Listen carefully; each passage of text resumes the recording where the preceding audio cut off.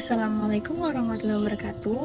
Halo semuanya, semoga kalian semua dalam keadaan sehat dan selalu dalam lindungan Allah Subhanahu wa Ta'ala.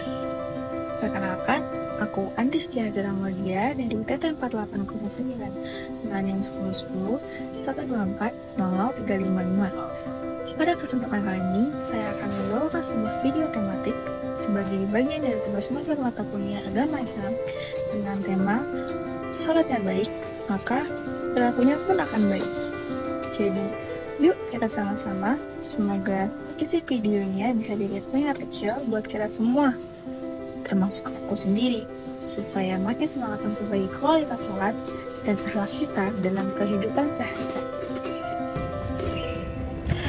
Hidup sebagai mahasiswa gak jauh-jauh dari jadwal padat, tugas numpuk, chat organisasi yang aktifnya lebih dari notifikasi bank, dan kadang drama sosial yang kita pura-pura kuat hadapi.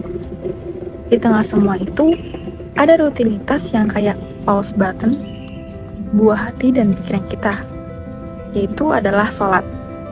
Tapi, pernah gak sih kamu mikir, kenapa kita disuruh sholat 5 waktu? Bukan 2 ataupun 3. Jawabannya, bukan karena Allah butuh kita, tapi kita yang butuh Allah. Sholat adalah cara kita recharge, bukan cuma rohani, tapi juga akhlak. Sholat itu bukan sekadar gerakan berulang, tapi ia mempunyai makna. Sholat ngajarin aku untuk disiplin, tepat waktu. Sholat ngajarin aku juga untuk fokus, karena khusyuk itu perjuangan. Dan yang paling penting, sholat ngajarin aku tentang rendah hati, karena di tiap sujudnya kita ingat bahwa kita bukanlah siapa-siapa.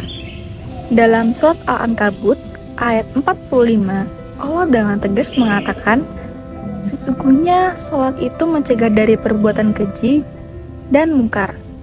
Artinya, kalau ada yang bilang rajin sholat tapi masih suka gibah, marah-marah, atau nyakitin orang, kita perlu tanya, sholatnya udah bener belum? Nabi SAW juga bersabda, barang siapa yang sholatnya tidak mencegah dari perbuatan keji dan mungkar, maka tidak ada nilai sholatnya baginya di sisi Allah. Hadis riwayat Ahmad. Karena ini bukan tentang kuantitas, tapi kualitas. Di kehidupan kampus, sholat ngajarin aku banyak hal. Misalnya, saat teman jatuhin barang dan aku bantu, itu bukan cuma sopan santun, tapi refleksi dari sholat yang ngajarin kita untuk peduli. Saat antri di kantin dan aku tahan diri buat gak nyelak, itu juga pelajaran sholat, yaitu sabar. Lalu saat ujian, jujur, walau godaan contek-contekan ada, karena aku sadar Allah tahu, meski pengawas juga tidak tahu.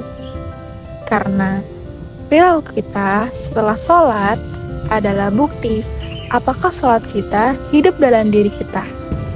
Sholat jadi rap otomatis dan hadir dalam hati.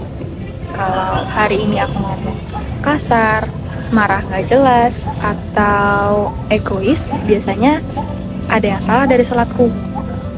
Sholat ngajarin aku untuk ngomong baik, bahkan ke orang yang beda pendapat. Karena manusia terbaik bukan yang paling sering ceramah, tapi yang paling baik akhlaknya. Aku gak selalu berhasil menjaga sholat di awal waktu.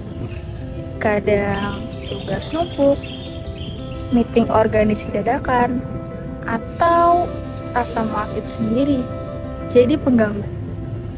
Tapi disitulah latihan sejatinya. Apakah aku tetap milih sholat dulu atau milih dunia yang padahal cuma sementara? Karena kita prioritaskan Allah, Allah pun akan memprioritaskan hidup kita.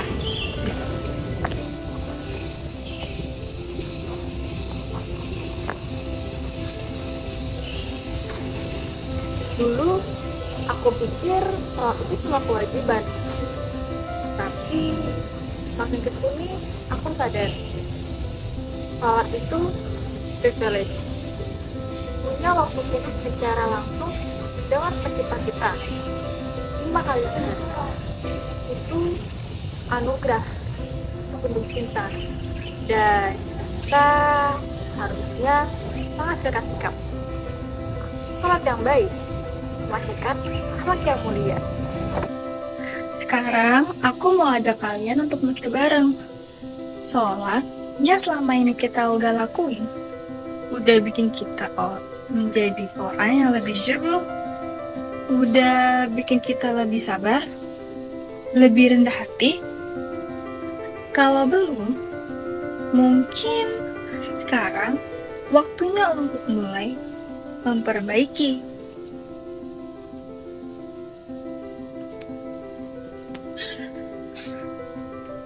Kalau kamu pengen tahu kualitas sholat seseorang, lihatlah caranya memperlakukan orang lain. Kalau sholatnya baik, maka tutur katanya lembut, perilakunya sopan, dan hatinya bersih. Jadi, mari kita jaga sholat, bukan cuma tepat waktu, tapi juga penuh makna. Karena sholatku adalah cermin akhlakku.